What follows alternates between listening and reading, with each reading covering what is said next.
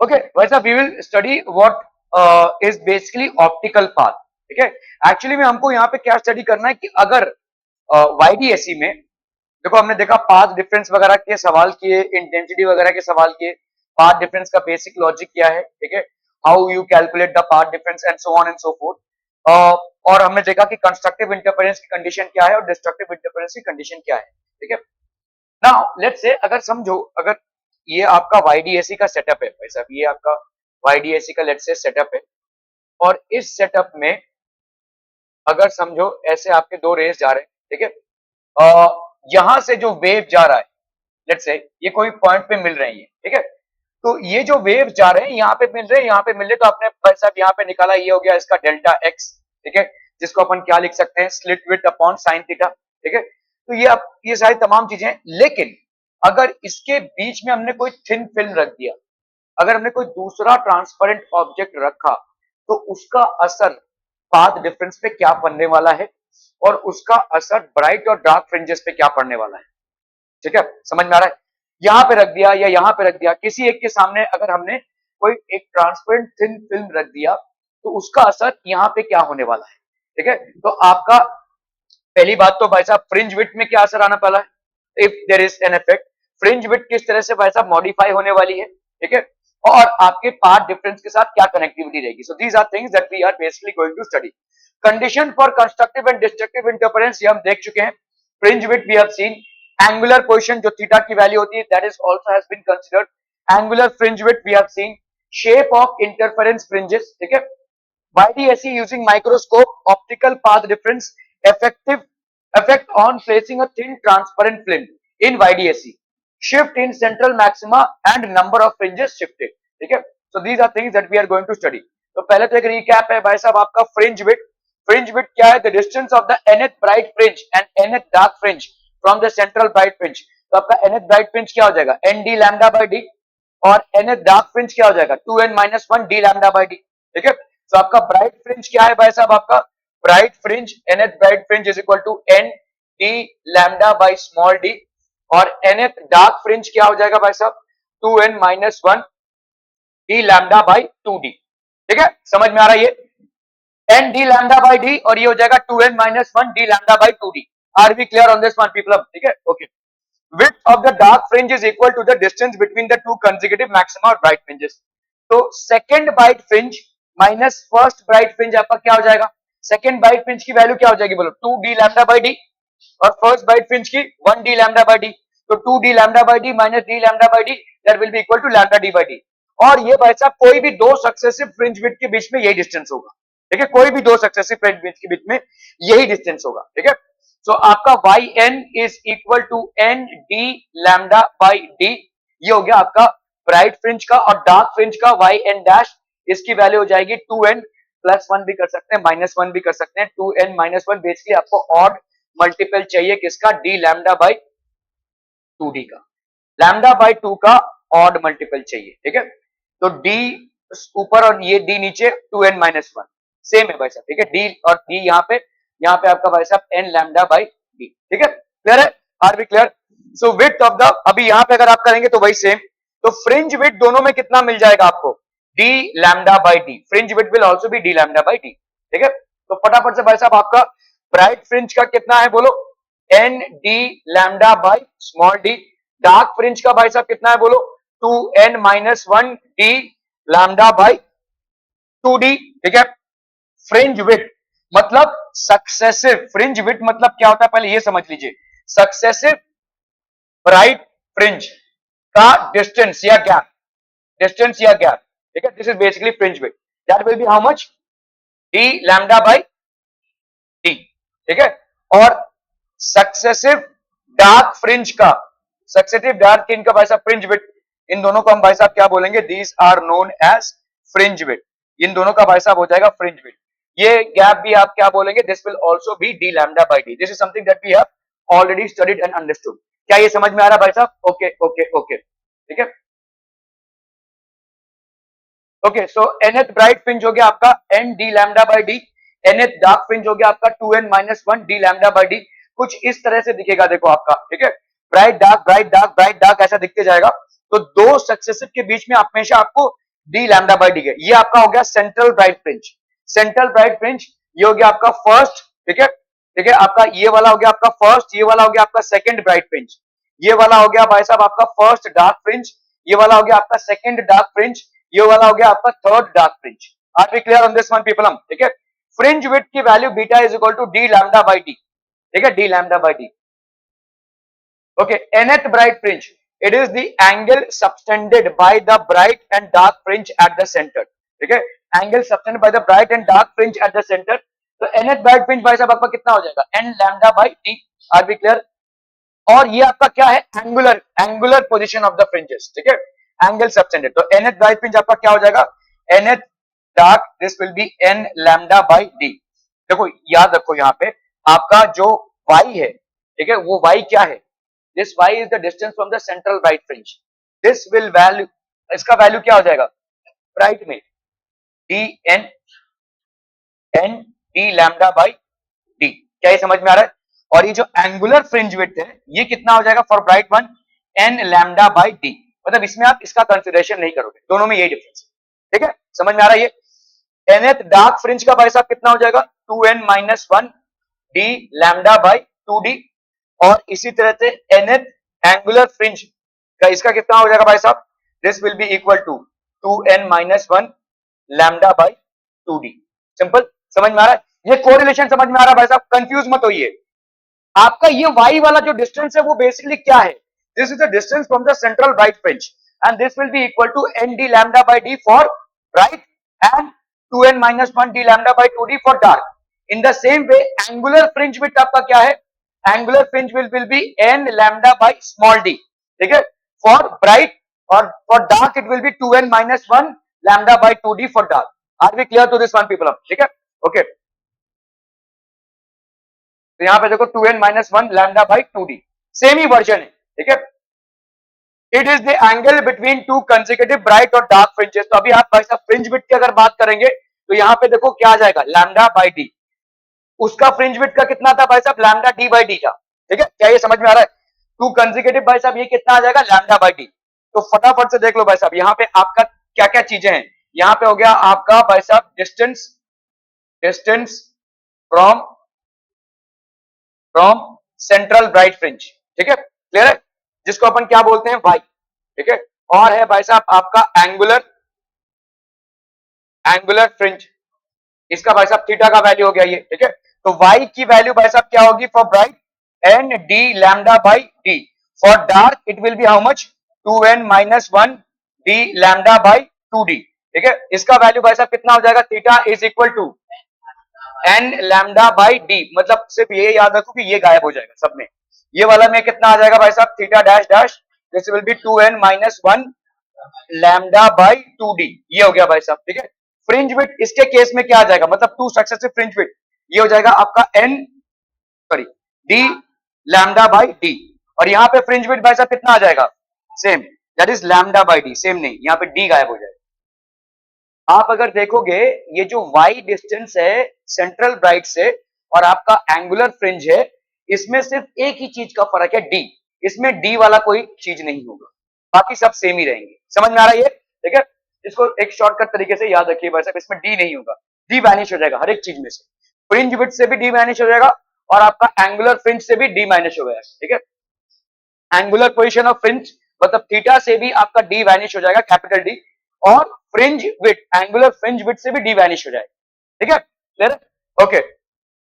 Maximum है भाई साहब आपका पाई का वैल्यू क्या होगा, 0, ठीक है, और आई मैक्स हो जाएगी 4i, क्यों, ठीक है, I max will be equal to 4i। देखो आई आर की वैल्यू क्या होगी, 4i cos square pi by 2, हमने ये देखा भाई साहब, ठीक है। Intensity, resultant intensity will always be 4i square cos pi by 2, इसका डेरिवेशन अपन कल देख चुके हैं, ठीक है। अभी अगर मैं सेंट्रल, तो आपका कंस्ट्रक्टिव इंटरफेरेंस और डिस्ट्रक्टिव इंटरफेरेंस, कंस्ट्रक्टिव इंटरफेरेंस में अभी आप एकदम स्टार्ट में जाइए, जब हमने ये चैप्टर शुरू किया था तो कंस्ट्रक्टिव इंटरफेरेंस कब होता है, जब फाई की वैल्यू हो भाई साहब 0, ठीक है। फाई की वैल्यू 0 में आपका भाई साहब आई मैक्स की वैल्यू क्या हो जाएगी, 4i।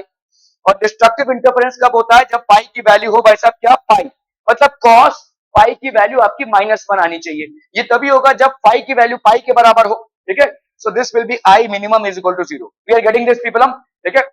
Intensity versus path difference, तो intensity आपका ये बार बार ऊपर आता रहेगा, ठीक है, और नीचे भी जाता रहेगा. The variation of intensity with path difference is similar to the ये याद रखिएगा भाई साहब, graph of cos square theta by 2. अगर हम इंटेंसिटी को प्लॉट कर रहे हैं किसके साथ, पाथ डिफरेंस के साथ. If intensity is basically plotted against the path difference, what you will get is a graph of cos square theta. इसको याद रखिए या लिख लीजिए, ये आपका similar to graph of cos square theta. Graph of cos square theta ऐसे दिखेगा, ठीक है, क्लियर है. If you are plotting intensity against the path difference, you are going to get the graph of cos square theta, ठीक है.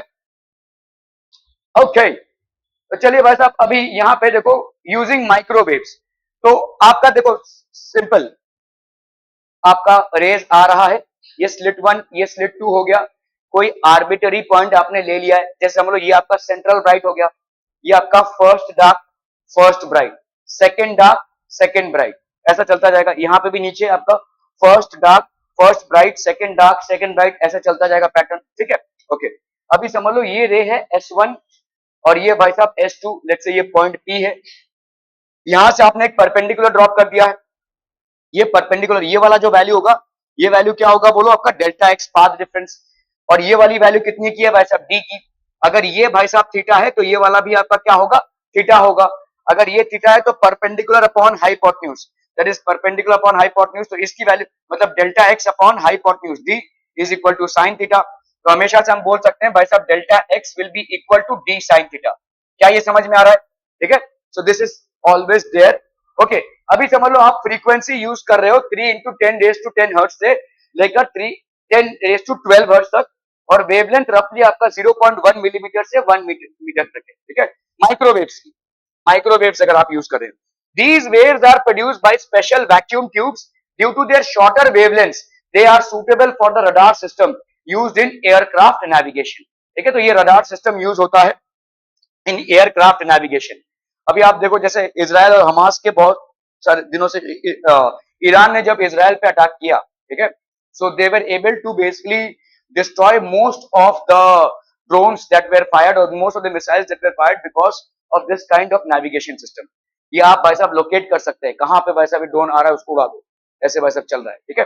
Okay, so due to their shorter wavelengths they are suitable for the radar system in aircraft navigation. We know that the required condition for proper fringe pattern is what, आपका जो slit width है ये काफी कम होना चाहिए, किससे, separation between the screen से. अगर आपको YDAC प्रॉपर्ली देखना है तो ये कंडीशन आपको लागू करानी पड़ेगी कि आपका जो स्लिट विड्थ है that should be far less as compare to the distance between the two screens. Are we clear, ठीक है. So if we use microwaves in YDAC then we will have lambda is almost equal to D, क्योंकि microwaves का भाई साहब अगर आप wavelength देखेंगे, it is, ये आपका वेवलेंथ है, this is almost equal to D, आपका स्लिट विड्थ के ऑलमोस्ट बराबर हो जाएगा, ठीक है. तो ये आपका एडवांटेज है if you are using microwaves in YDAC. तो आपका माइक्रोवेव्स का वेवलेंथ देखो अप्रोक्सीमेटली कितना है, 0.1 मिलीमीटर से 1 मिलीमीटर तक, और ये अप्रोक्सीमेटली स्लिट विड्थ के बराबर हो जाएगा, ठीक है, स्लिट विड्थ के बराबर हो जाएगा. Okay, YDAC is carried out using microwaves as shown in the figure. Find the y coordinate of all possible maxima formed on the screen. It is given that d की value भाई साहब कितनी है, 2 millimetre है, मतलब slit width दिया हुआ है, मतलब इसका आधा डिस्टेंस कितने का होगा, 1 मिलीमीटर का होगा. बहुत बढ़िया. d की वैल्यू कितनी है, distance between the two screens is 1 metre. तो हम यहाँ पे बोल सकते हैं d काफी ज्यादा कम है d से, तो YDAC का प्रॉपर फॉर्मेटिंग होगी भाई साहब यहाँ पे. Therefore we can say that d is far more greater than small d. और यहाँ पे d की वैल्यू अप्रोक्सीमेटली क्या है, d की value is approximately equal to lambda, ठीक है. माइक्रोवेव्स आप यूज कर रहे हैं और यहाँ पे आपको कितना मिल रहा है, d की वैल्यू 2 मिलीमीटर है, और माइक्रोवेव्स का भाई साहब उतना ही रेंज रहता है 0.1 से 1 मिलीमीटर का, तो अप्रोक्सीमेटली इक्वल है भाई साहब, ठीक है, लैम्डा के बराबर है, ठीक है. थीटा की वैल्यू भाई साहब स्मॉल नहीं हो पाएगी, it will not be small, ठीक है. So now we have to basically manage theta. Delta x, since it is valid, the path difference between the rays can be written as delta x is equal to d sin theta. अभी भी आप इसको लिख सकते हैं, लेकिन ठीक है, तो theta is not small, we have sin theta is equal to tan theta, और थीटा ऐसा जो कर रहे थे हम, ये अब नहीं कर सकते, ठीक है. This is something that we can not do, ठीक है. थीटा अभी स्मॉल नहीं होगा. थीटा स्मॉल क्यों नहीं होगा precisely, because the wavelength of microwave that you are using is approximately nearly equal to the slit width and hence theta will not be that small. ठीक है, जिसके वजह से sin थीटा और is equal to tan theta इसका assumption आपका नहीं हो पाएगा. हालांकि डेल्टा x की वैल्यू d sin थीटा ये अभी भी वैलिड है. डेल्टा x की वैल्यू d sin थीटा अभी भी वैलिड. ठीक है, ओके. तो मैक्सिमा की कंडीशन क्या हो जाएगी बोलो? Delta x is equal to n lambda, delta x is equal to d sin theta. ठीक है, तो इससे अपन क्या लिख सकते हैं बोलो? डेल्टा x की वैल्यू तो by geometry d sin theta है और मैक्सिमा की कंडीशन में क्या होता है? पाथ डिफरेंस की वैल्यू होती है n लैम्डा. इन दोनों को अपन बराबर कर सकते हैं, है कि नहीं आदित्य भाई? ठीक है, बराबर कर सकते हैं, बहुत बढ़िया. d sin theta is equal to n lambda.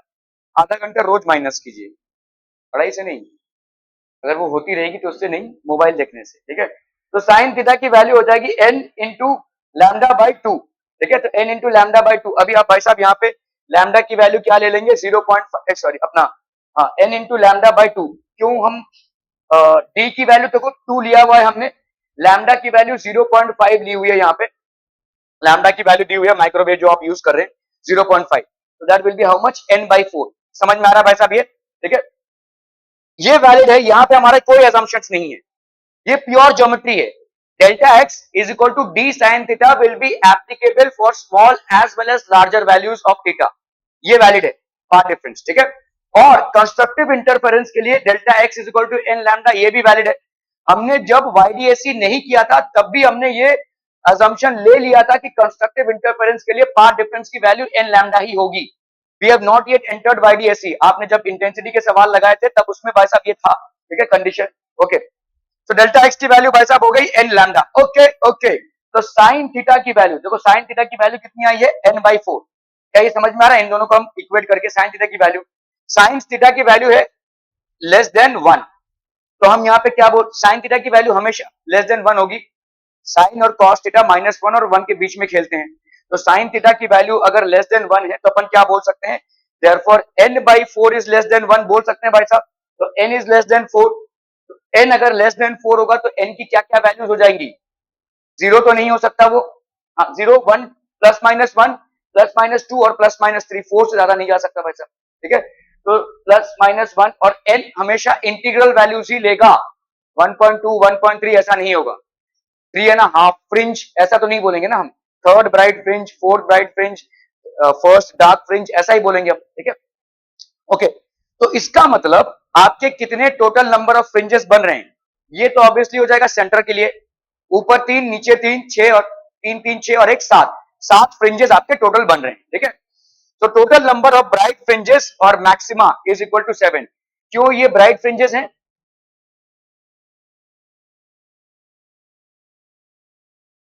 Yes, बोलो जल्दी से.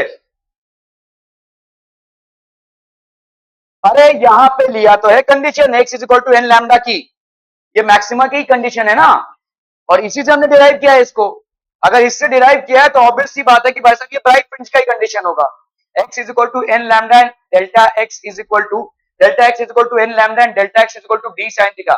Delta x is equal to d sin theta, इससे ब्राइट या डार्क फ्रिंज का कोई लेना देना नहीं है, इसका ज्योमेट्रिकल रिलेशनशिप है. ठीक है, लेकिन delta x is equal to n lambda that is corresponding to bright fringes. तो ऑब्वियसली जो डेरिवेशन से आपका रिजल्ट आया है this is corresponding to bright fringes only. तो आपके कितने टोटल ब्राइट फ्रिंजेस बन रहे हैं? 7. 0 1 मतलब सेंट्रल ब्राइट और ऊपर 3 और नीचे 3, तो 7 ब्राइट फ्रिंजेस आपके बन रहे हैं इस पर्टिकुलर केस में. क्या ये समझ में आ रहा है? ठीक है, okay. So this is basically microscope आपका माइक्रोवेव्स में. तो ये आपका n का हो गया भाई साहब 0 plus minus 1 plus minus 2 and plus minus 3. ठीक है, यहाँ पे देखो यही वही d sin थीटा है. ठीक है, okay.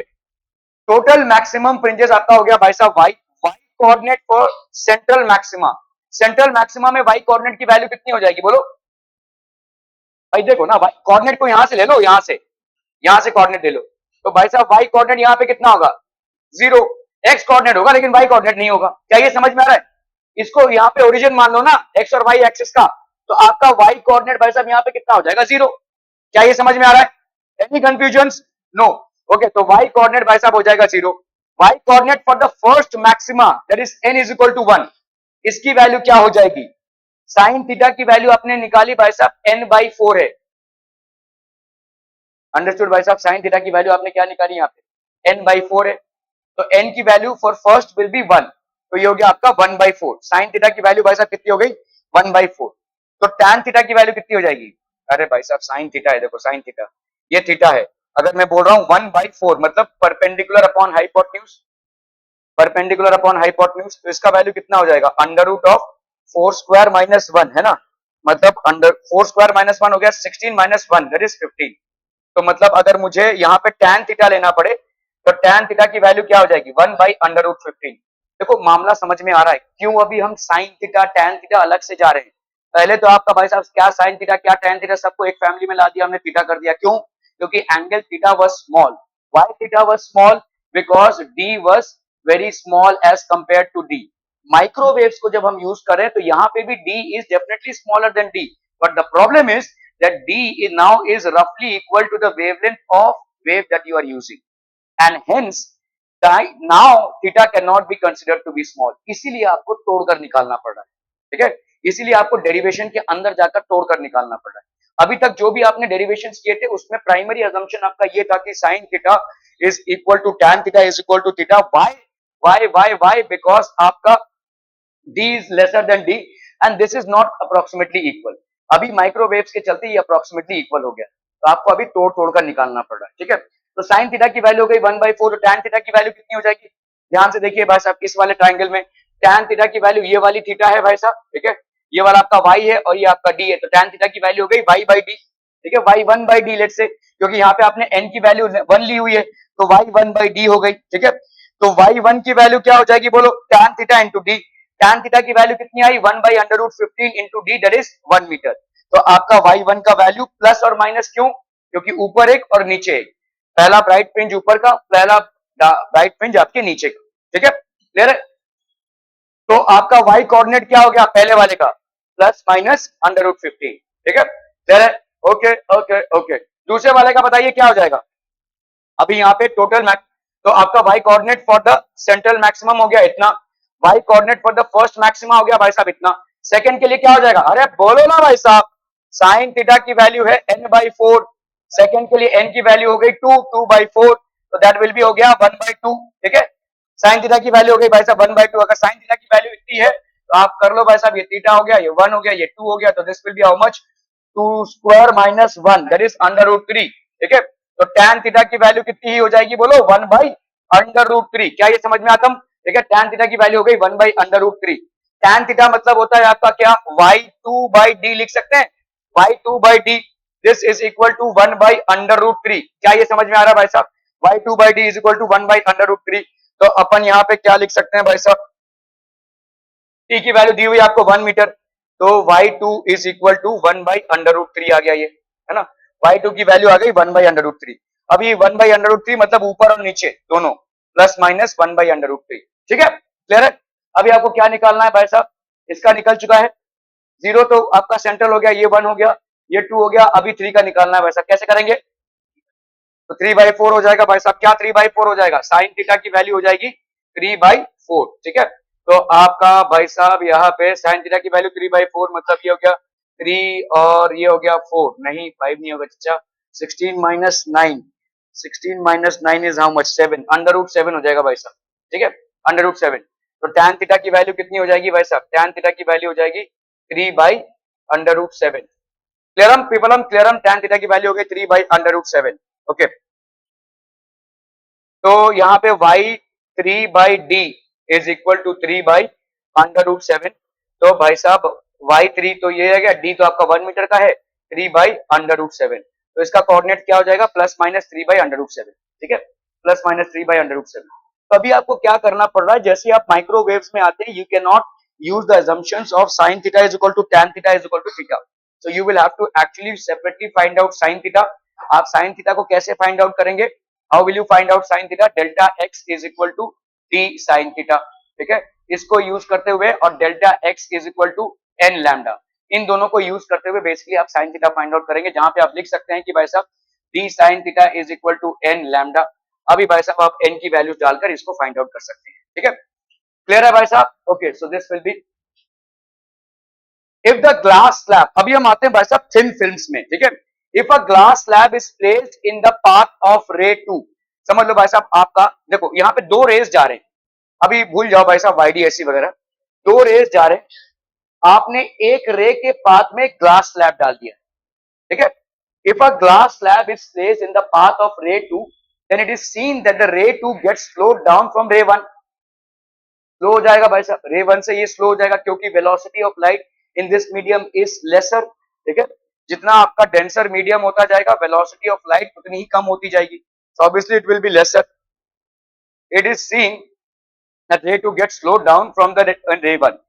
This leads to the phase difference between them, but the geometrical path length is same for both the rays.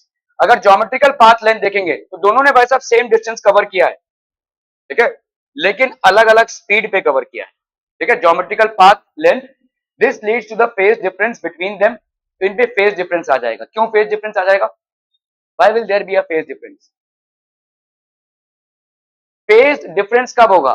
जब एक दूसरे से आगे चल रहा हो या पीछे चल रहा हो। आइडियली दोनों सेम टाइम पे पहुंचने चाहिए और पहुंचेंगे भी जब तक आपने सेम मीडियम रखा है। जैसे ही मीडियम में आपने एक ग्लास स्लैब डाल दिया तो इसकी स्पीड कम हो गई, अब दोनों एक टाइम पे नहीं पहुंचेंगे, तो उनका एक कांस्टेंट फेज डिफरेंस हो जाएगा, ठीक है। और कांस्टेंट फेज डिफरेंस आपका क्या जनरेट करता है? Constant phase difference basically generates interference patterns, ठीक है। So if you happen to keep a thin film in one of the slits, in front of one of the slits, will it still give you the interference pattern? So the answer is yes. लेकिन interference pattern के shift हो जाएगी, interference pattern में आपको shift दिखेगा, ठीक है। क्योंकि देखो इंटरफेरेंस पैटर्न ऑब्जर्व करने के लिए YDSC में आपका मेन क्राइटेरिया क्या था? Coherent sources. कोहेरेंट सोर्सेस में आपका फ्रीक्वेंसी सेम रहता है और क्या होगा भाई साहब? कांस्टेंट फेज डिफरेंस होगा। अभी भी फ्रीक्वेंसी सेम है, क्यों बोलो क्यों? अभी तो आपने इसको मीडियम में डाला है, क्योंकि मीडियम में जाने से फ्रीक्वेंसी चेंज नहीं होती, ठीक है। तो फ्रीक्वेंसी अभी भी सेम है, ठीक है। और इसके लेट पहुंचने से क्या हो रहा है? There is a constant phase difference. तो अभी भी कोहेरेंट सोर्स की कंडीशन आप मेंटेन कर रहे हैं। तो इन अगर दोनों स्लिट पे पहले कोहेरेंट सोर्सेस मानकर आपने YDSC का पैटर्न देखा था, तो अभी आपने सामने एक रख दिया है ग्लास पीस। इस ग्लास पीस के चलते भी आपको इंटरफेरेंस पैटर्न दिखेंगे, क्योंकि कोहेरेंट सोर्स की जो कंडीशन है वो अभी भी फुलफिल हो रही है। और कोहेरेंट सोर्स की कंडीशन जब तक फुलफिल होगी तब तक आपको YDSC में इंटरफेरेंस पैटर्न्स दिखेंगे। क्लियर है भाई साहब? Okay, so now but there will be a difference. जहां पे आपको सेंट्रल ब्राइट फ्रिंज मिल रहा था शायद वहां ना मिले, क्योंकि अभी पाथ डिफरेंस अलग अलग होने वाला है, ठीक है। सो पाथ डिफरेंस को हम समझे इसके पहले हमको समझना ये जरूरी है कि क्या आपका जो ज्योमेट्रिकल पाथ इक्विवेलेंट होता क्या है, ऑप्टिकल पाथ क्या होता है, ठीक है। जैसे समझ लो ये वाला डिस्टेंस है, ये वाला डिस्टेंस इसने मीडियम में कवर किया है, तो इसका L बाई कितना टाइम लगा होगा? इसका L बाई सी, ठीक है, लेंथ अपॉन स्पीड। और इसने इस मीडियम में कवर किया होगा तो L बाई डिस्टेंस तो भाई है L अपॉन सी, मतलब आपका वेलोसिटी। वेलोसिटी भाई साहब क्या हो जाएगी? रिफ्रैक्टिव इंडेक्स आपको मालूम है, velocity of light upon this, ठीक है। तो आपका भाई साहब यहाँ पे क्या हो जाएगा? वेलोसिटी की वैल्यू क्या हो जाएगी? वेलोसिटी की वैल्यू हो जाएगी c बाई म्यू। तो कर लो भाई साहब यहाँ पे L c बाई म्यू, तो आपका क्या हो जाएगा? म्यू L बाई सी। ध्यान से देखो इन दोनों फैक्टर्स को, एक है L बाई सी और एक है म्यू L बाई सी। तो टाइम का डिफरेंस कितने का आ रहा है भाई साहब? L बाई सी का और म्यू L बाई सी का। इसका मतलब यही आपके ऑप्टिकल पाथ का डिफरेंस है। मतलब ये अगर L है तो optical path in the medium will be mu L। क्या ये समझ में आ रहा है? देखो इसका मतलब क्या, देखो देखो देखो, एक टाइम है, उस टाइम में एयर में रे ने L बाई सी का डिस्टेंस कवर किया, उसी टाइम में इन the medium it has covered this distance, ठीक है। इन दोनों डिस्टेंस में क्या फैक्टर का डिफरेंस है? म्यू का। तो इसका मतलब अगर आप एयर में L डिस्टेंस ट्रेवल करते हैं, ठीक है, और कोई मीडियम में रिफ्रैक्टिव इंडेक्स म्यू, ठीक है, तो उस एयर में उस टाइम पे एयर में कितना डिफरेंस आप ट्रेवल कर लेंगे? म्यू L वाला डिस्टेंस। क्या ये समझ में आ रहा है? अगर एयर में आपने पर्टिकुलर टाइम पे एक डिस्टेंस L ट्रेवल किया है, उसी टाइम पे किसी मीडियम में, तो अगर समझ लो एक मीडियम में आपने L डिस्टेंस ट्रेवल किया है और मीडियम का रिफ्रैक्टिव इंडेक्स है म्यू, एक पर्टिकुलर टाइम पे रे ने L डिस्टेंस ट्रेवल किया है और मीडियम का रिफ्रैक्टिव इंडेक्स है म्यू, तो उसी टाइम पे वो एयर में कितना डिस्टेंस ट्रेवल करेगा, म्यू एल। इसी को हम बोलते हैं ऑप्टिकल पाथ इक्विवेलेंट। क्या ये समझ में आ रहा है? अगर पर्टिकुलर टाइम में एक रे एक मीडियम से गुजर रही है और उस मीडियम का लेंथ है एल और उस मीडियम का रिफ्रैक्टिव इंडेक्स है म्यू, तो उसी टाइम पे एयर में वो कितना डिस्टेंस ट्रेवल कर लेगी, mu into L. Obviously air में ज्यादा करेगी तो mu into L distance travel कर लेगी। ठीक है, that is called optical path equivalent. Okay, we know that the frequency of light doesn't depend on the refractive index of the medium, and we also know that this is equal to f into lambda, where this is basically proportional to lambda। तो अभी आप इतना सब देखेंगे, इससे अच्छा देखो देखो यहाँ पे हुआ क्या है। जैसे ही ये वेव है, जैसे इसके अंदर एंटर करेगा तो फ्रीक्वेंसी तो चेंज नहीं हुई है। ठीक है, अभी वेलोसिटी क्या होती है भाई साहब, लैम्डा इंटू फ्रीक्वेंसी होती है। जैसे ही इस मीडियम के अंदर एंटर करेगा तो इसका भाई साहब वेलोसिटी गिरेगा। वेलोसिटी अगर गिर रहा है तो किसके वजह से गिरेगा, ये तो कांस्टेंट है, तो इसका मतलब आपका लैम्डा भी गिर जाएगा। ठीक है, तो देखो यहाँ पे लैम्डा वेवलेंथ बड़े बड़े हैं, यहाँ पे लैम्डा जो है वो छोटे छोटे हो गए, तो लैम्डा जो है आपका गिर जाएगा। The moment it enters a transparent medium from air its wavelength is going to fall. क्या ये समझ में आ रहा है? ओके, सो यहाँ पे now when the light travels from rare to denser medium its speed decreases which in turn decreases the wavelength. तो जैसे भाई साहब आपका डेंसर से रेयर मीडियम की ट्रैवलिंग होती है, सॉरी रेयर टू डेंसर, तो आपका रेयर में सी है और डेंसर में वी है। ऑब्वियसली वी आपका भाई साहब सी से लेस है, और कभी भी वेलोसिटी होती है भाई साहब लैम्डा इनटू फ्रीक्वेंसी। फ्रीक्वेंसी तो चेंज नहीं हुई, तो चेंज क्या हुआ आपका, lambda.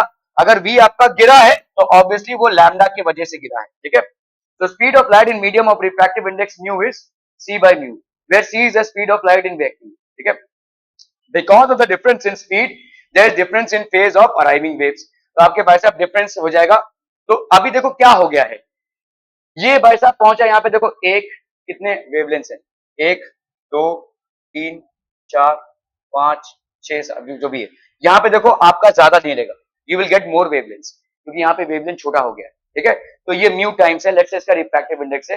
Because of the difference in speed there is the difference in phase of the arriving waves. तो आपका देखो ये वाला फेज यहाँ पे आया और ये वाला फेज भाई साहब यहाँ पे आया, तो देखो फेज डिफरेंस हो गया, there is a phase difference. लेकिन ये फेज डिफरेंस आपका कांस्टेंट रहेगा जब तक आपने एसी फिल्म को यूज किया है। ठीक है, to find the phase difference we need path differences between the two waves. ठीक है, तो आप देखो T is equal to L by B हो जाएगा, that is mu L by C हो जाएगा। Are we clear on this one people? ठीक है, तो अगर हम यहाँ पे देख रहे हैं वैक्यूम में, ठीक है, in vacuum distance travel by light in the same time T कितना हो जाएगा भाई साहब, L dash is equal to C into T. भाई साहब डिस्टेंस होता है क्या, स्पीड इंटू टाइम, तो speed of light in air is C and let's say T is the time taken. ठीक है, यहां पे भाई साहब आपका एल क्या हो जाएगा, L is equal to C T by mu, है कि नहीं, L is equal to C T by mu. कह रहे भाई साहब? ओके, ऑप्टिकल पाथ आपका क्या हो गया, ऑब्वियसली म्यू एल। तो ऑप्टिकल पाथ इक्विवेलेंट हो गया आपका mu L. Covering the distance L in the medium of refractive index mu is equivalent to covering distance mu L in vacuum. मतलब अगर आपका ये डिस्टेंस कवर हुआ है म्यू एल, तो इसका मतलब क्या हो जाएगा, कवरिंग इन वैक्यूम में कितना हो जाएगा, म्यू एल। ठीक है, this is called the optical path length, इसको अपन ऑप्टिकल पाथ लेंथ बोलेंगे।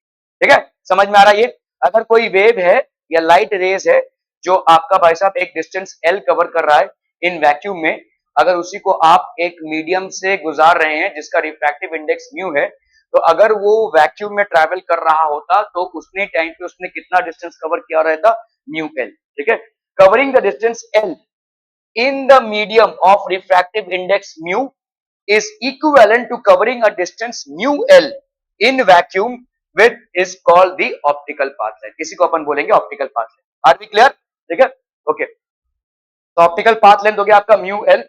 सो optical path difference between I and, तो ये कितना हो जाएगा, एल डैश, मतलब आप भाई साहब ऑप्टिकल पाथ इक्विवेलेंट निकाल दें, that is mu L minus L.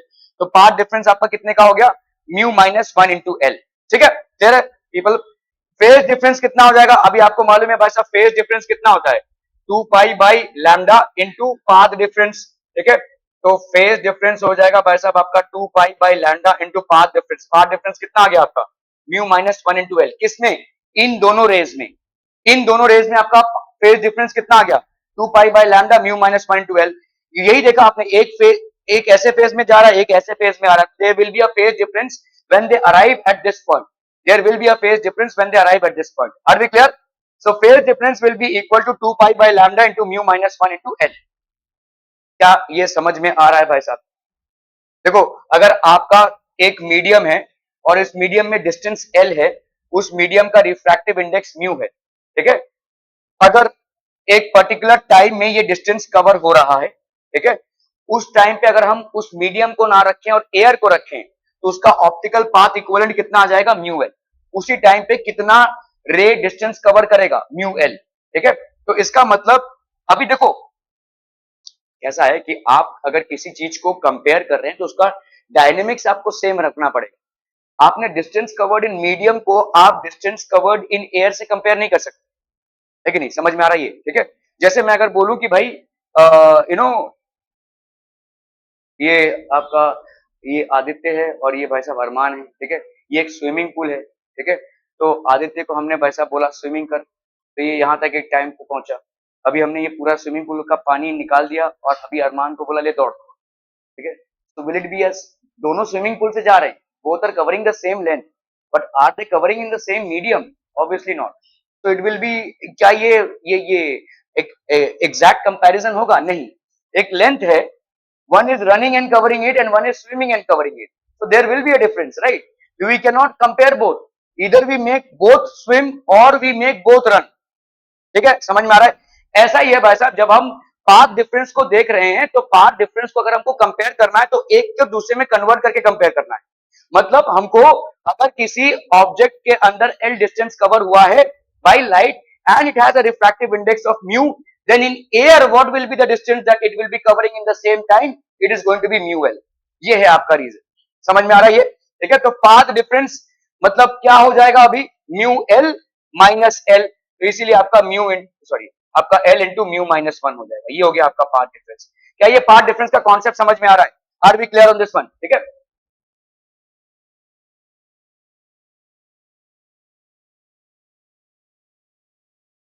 Okay, सो ये हो गया आपका म्यू माइनस 1 इंटू एल। अभी आपने देखो यहाँ पे एक फिल्म लिया है, एक थिन फिल्म लिया है। Now we are coming to YDSE, ठीक है? वाईडीएसई में सेंट्रल वाइड फ्रिंज है। सेंट्रल वाइड फ्रिंज में पाथ डिफरेंस कितना होता है?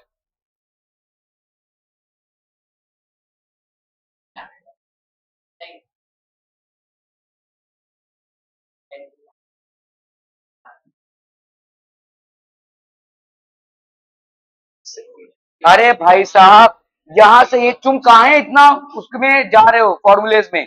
सिंपल देखो ना, पार्ट डिफरेंस देखो। तुम लोग यार फिजिक्स को ना जितना सिंपल ले सको उतना लीजिए, वरना फॉर्मूले के बेस पे जितना हाई फंडू आप सोचेंगे उतना ही आप बूफ अप करेंगे। आप देखो करीबन इस चैप्टर में अपन ने देखा, आईआईटी के सवाल देखे, आप देखो बहुत सिंपल कॉन्सेप्ट पे बेस्ड है, कोई हाई फंडू कॉन्सेप्ट पे बेस्ड नहीं है। Keep thing simple. मैं आपसे पूछ रहा हूं भाई साहब, वाईडीएसई में सेंट्रल वाइड फ्रिंज में पाथ डिफरेंस कितना हो जाएगा? भाई इधर से हुई हो जितना पाथ चला, इधर से भी उसने भी तो उतना ही पाथ चला, तो पाथ डिफरेंस जीरो होगा। Simple, don't go by the formula. और अगर फॉर्मूला पे जाना भी है, एन लैम्डा में एन की वैल्यू जीरो लेनी है, सिंपल, ठीक है? Okay, so try and understand. आपका फर्स्ट अप्रोच बहुत सिंपल होना चाहिए, ठीक है? In the absence of glass slab, the optical path difference at the point B between the rays coming from the slits will be how much? Zero। Obvious सी बात है, ठीक है, ये जीरो हो जाएगा। सिंपल ज्योमेट्री अप्लाई करेंगे तो ये अभी समझ लो नहीं है तो, ठीक है, पाथ डिफरेंस कितना हो गया भाई साहब आपका? जीरो, ठीक है? If a glass slab of thickness d and refractive index mu is introduced in the path S1b, तो आप भाई साहब कितना एक्स्ट्रा पाथ कवर कर रहे हैं? एक्स्ट्रा पाथ आप कितना कवर कर रहे हैं भाई साहब? Mu into T. जैसे म्यू एल था तो आपका म्यू इंटू टी हो जाएगा भाई साहब, ये एक्स्ट्रा पाथ कवर कर रहे हैं आप, ठीक है? ओके, सो ठीक है, तो अभी आपको भाई साहब अगर कंपेयर करना है तो दोनों को सेम देखो।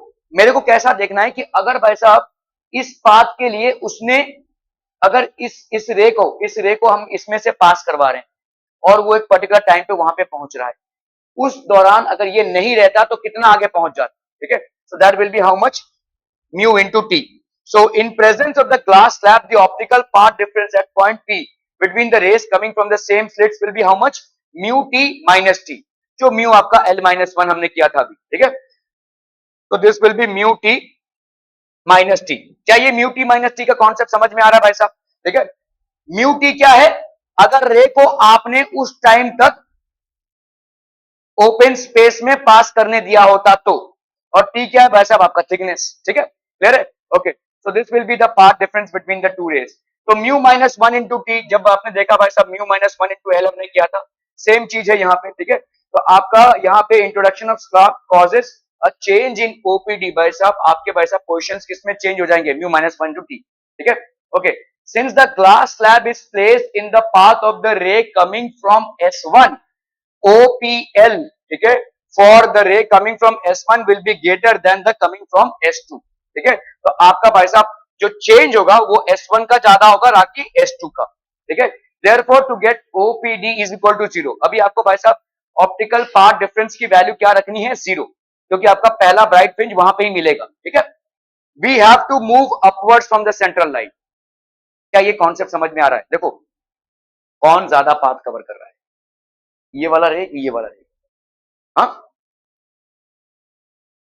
नहीं, यहाँ पे एक मीडियम आ गया है, ठीक है, अगर मैं यहाँ पे देखूं विच वन इज कवरिंग मोर, देखो यहाँ पे OP आपका ये वाला है, कौन सा रे ज्यादा ट्रेवल कर रहा है, ऑब्वियसली ऊपर वाला ज्यादा ट्रेवल कर रहा है, ठीक है, ऊपर वाला ज्यादा टाइम तक ट्रेवल कर रहा है, ठीक है, ओके, सो अगर मुझे यहाँ पे चाहिए क्या, मूव अपवर्ड्स, तो आपका सेंट्रल ब्राइट फ्रिंज अभी क्या हो जाएगा, देखो ध्यान से, यहाँ पे पहले यहाँ पे ब्राइट फ्रिंज आ रहा था, अभी ये ज्यादा ट्रेवल कर रहा है, ठीक है, तो अभी आपका ब्राइट फ्रिंज किधर हो जाएगा, ऊपर मूव हो जाएगा, ठीक है, इट विल, जिस तरफ आपका थिन फिल्म रहेगा उसी तरफ आपका ब्राइट फ्रिंज मूव हो जाएगा, अगर इस तरफ रहा तो इधर आ जाएगा, इस तरफ रहा तो इधर आ जाएगा, ठीक है, क्लियर है, समझ में आ रहा है ये भाई?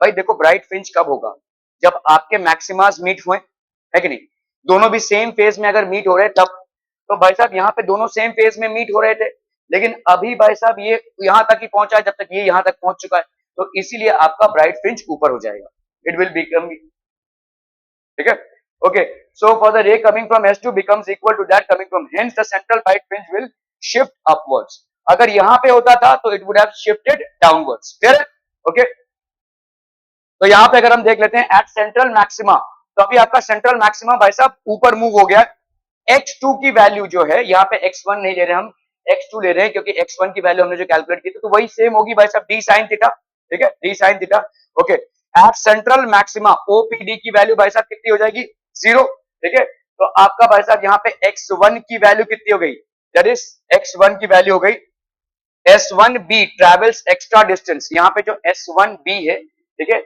S1, ओके, S1B ये वाला जो रेंज था जहां पे सेंट्रल ब्राइट फ्रिंज होने वाला था, ठीक है, it travels an extra distance of mu minus one into T, S2B travels extra distance of delta x2, that is d sin theta, delta d sin theta, अभी x1 और x2 भाई साहब आपके बराबर होंगे तभी तो जाकर आपका सेंट्रल ब्राइट फ्रिंज बनेगा, तो इसका मतलब अपन क्या बोल सकते हैं, mu minus one into L, L या बोल सकते हैं टी, ठीक है, mu minus one to T, this will be equal to D sine theta, देखो डी साइन थीटा वाला जो पार्ट डिफरेंस है वो तो पहले जैसा ही है, और डी साइन थीटा वाला पार्ट डिफरेंस यहाँ पे भाई साहब अभी किसके बराबर हो जाएगा, क्योंकि ये x1 और x2 आपका बराबर है, देखो इस चीज को समझो, x1 और x2 यहाँ पे बराबर आपको इसके हिसाब से नहीं दिख रहे हैं, लेकिन ऑप्टिकल पाथ के हिसाब से दोनों बराबर है, ठीक है, ऑप्टिकल पाथ के हिसाब से, देखो पहले क्या था, ये सेंट्रल ब्राइट फ्रिंज बना, देखो ऐसे, यहाँ पे x1 और x2 बराबर, समझ में आ रहा है, द डिस्टेंस कवर्ड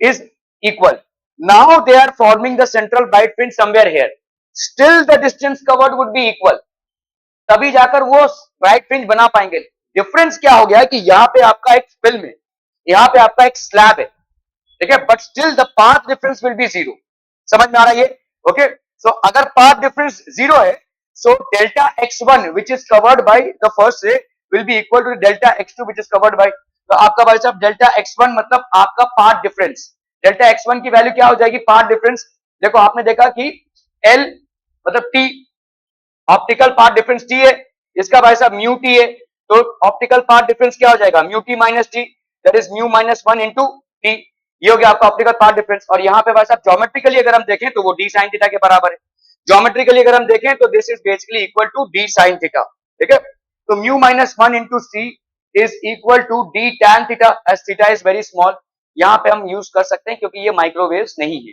ठीक है, माइक्रोवेव में आपका स्लिट विड्थ और वेवलेंथ ऑलमोस्ट कंपेरेबल हो जाते हैं, ठीक है, तो यहाँ पे आप साइन थीटा, तो यहाँ पे tan थीटा डाल सकते हैं, tan थीटा का डाल सकते हैं, तो tan थीटा की वैल्यू क्या हो जाएगी, v by D by D, ठीक है, ये हो गया भाई साहब डी, और ये tan थीटा की जगह पे अपन क्या लिख सकते हैं, y बाई डी। ठीक है, समझ में आ रहा है ये?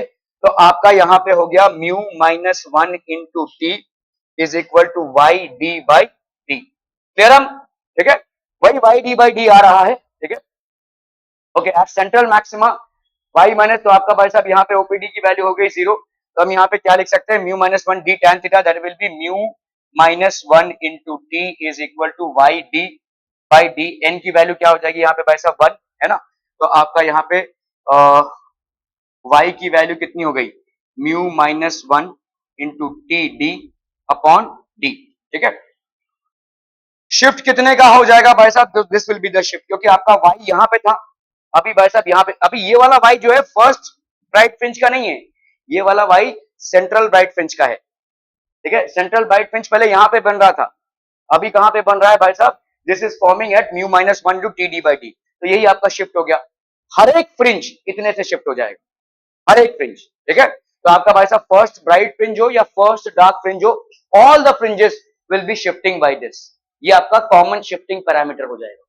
क्लियर है, समझ में आ रहा है? ठीक है, तो दिस विल बी द, जैसे अगर आप भाई साहब फर्स्ट ब्राइट फ्रिंज की बात करें तो वो क्या हो जाएगा, D lambda by D under normal circumstances होता है, लेकिन अभी उसका कहां पे वैल्यू होगा, इतना आप ऐड कर देंगे, मतलब अभी फर्स्ट ब्राइट फ्रिंज कहां पे होगा, with the introduction of the film, film के प्रेजेंस में आपका फर्स्ट ब्राइट फ्रिंज कहां पे होगा, that will be equal to D lambda by d, ये तो होना ही था, प्लस इतना shift, that is mu minus 1 t d by D.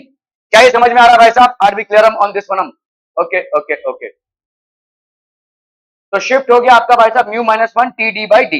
ठीक है, तो n D lambda by d mu minus 1 t d by d, ये हो जाएगा आपके ब्राइट फ्रिंज का शिफ्ट। क्या ये समझ में आ रहा है, हर एक ब्राइट फ्रिंज पे ये शिफ्ट आप ऐड करेंगे अपवर्ड डायरेक्शन में।